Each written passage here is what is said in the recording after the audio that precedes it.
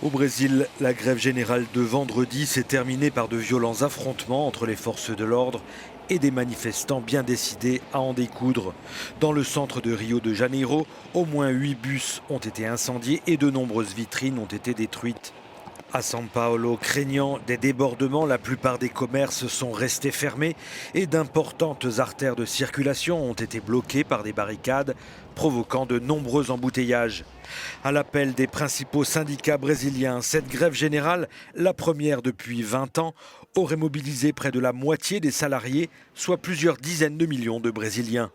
Grévistes et manifestants s'insurgent contre le programme d'austérité du gouvernement de Michel Temer.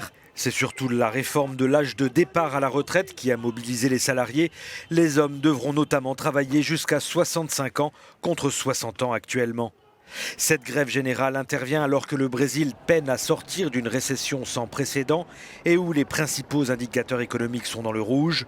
Cette crise s'est envenimée ces derniers mois par un méga scandale de corruption qui éclabousse une grande partie de la classe politique et dans lequel plusieurs ministres du gouvernement de Michel Temer sont impliqués.